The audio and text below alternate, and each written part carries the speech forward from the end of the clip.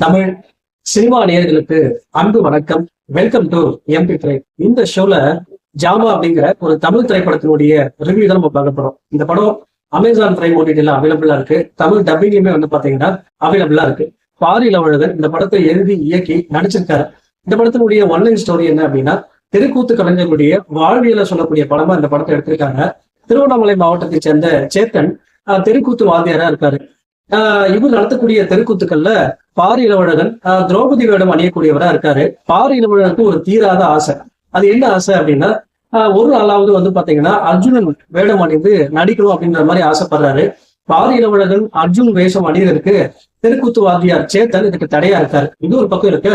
இன்னொரு பக்கம் தெருக்கூத்து வாத்தியார் சேத்தனுடைய மகள் அம்மா அபிராமியும் பாரி இளவழகனும் சின்ன வயசுல இருந்தே காதலிக்கிறாங்க. ஒரு கட்டத்துல பாரி இளவழகன் தன்னுடைய அம்மாவை கூட்டிட்டு போயிட்டு சேத்தன் வீட்டுல அம்மு அபிராமிய பொண்ணு கேட்கிறாரு. ஆனா சேத்தன் அவமானப்படுத்தி அனுப்புறாரு. எதிர்ப்பை மீறி அம்மு அபிராமிய திருமணம் பண்ணாரா இல்லையா, அதே போல நாடக கூத்துல அர்ஜுன் வேஷம் போட்டாரா இல்லையா அப்படிங்கிறதான் படத்தினுடைய மீதி கதை. இந்த படத்தை பத்தி ஆலோசனை அப்படின்னா, இந்த படத்தை எழுதி இயக்கியிருக்கக்கூடிய நாயகன் பாரி இளவழகன் நடிக்கவும் செஞ்சிருக்காரு.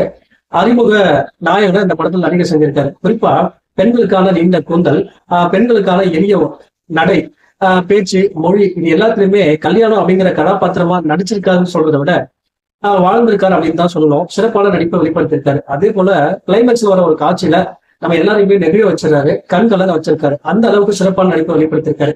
இன்னொரு பக்கம் தெருக்கூத்து வாத்தியாரா வரக்கூடிய சேத்தன் வில்லத்தனத்துல மிரட்டுறாரு.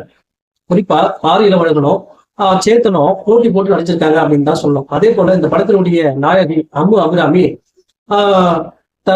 தன்னுடைய காதலுக்காக தன்னுடைய அப்பாவை எதிர்க்கிற அந்த காட்சியிலாகட்டும், சேத்துல தான் திருமணம் பண்ணுவேன் அப்படின்னு சொல்ற அந்த காட்சியிலாகட்டும், எல்லாத்துலயுமே சிறப்பாக நடிச்சிருப்பாங்க. அதே போல இந்த படத்தினுடைய ஒளிப்பதிவு கேமராமேன் இந்த தெருக்கூத்து கலைஞர்களுடைய வாழ்வியல ரொம்ப யதார்த்தமா காட்டியிருப்பாரு. அதே போல பின்னணி இசை இசைஞானி இளையராஜா நாடக கலைஞர்களுடைய வாழ்வியல அந்த வாழ்வியலுக்கு ஏற்ற மாதிரி இசையை ரொம்ப அழகா கொடுத்திருப்பாரு. கதைக்கேற்ப இசை கொடுத்திருப்பாரு. இந்த படத்துடைய பின்னணி இசை மிகப்பெரிய படமா அமைஞ்சிருக்கு இந்த படத்துக்கு. மொத்தத்துல இந்த படத்தை எழுதி இயக்கி நடிச்சிருக்கக்கூடிய பாரி இளவழகன் தெருக்கூத்து கலைஞர்களுடைய வாழ்வியலை ரொம்ப யதார்த்தமா படமா காட்டியிருக்காரு. அதுக்கு ஒரு பாராட்ட சொல்லி ஆகணும். இரண்டாம் பாதையில கொஞ்சம் திரைக்கதை நீளமா போயிட்டே இருக்கு. அதை கொஞ்சம் கட் பண்ணி விடலாம். அதை கொஞ்சம் தவிர்த்து அப்படின்னா இன்னும் கொஞ்சம் ஒரு பெட்டரான படமாவே அமைஞ்சிருக்கு. மொத்தத்துல தெருக்கூத்து கலைஞர்களுடைய வாழ்வியலை ரொம்ப யதார்த்தமா காட்டியிருக்காரு. இந்த படத்துக்கு நான் கொடுக்குற ரேட்டிங் 5 to 3.5. அடுத்த விமர்சனத்துல சந்திக்கலாம். நன்றி, வணக்கம்.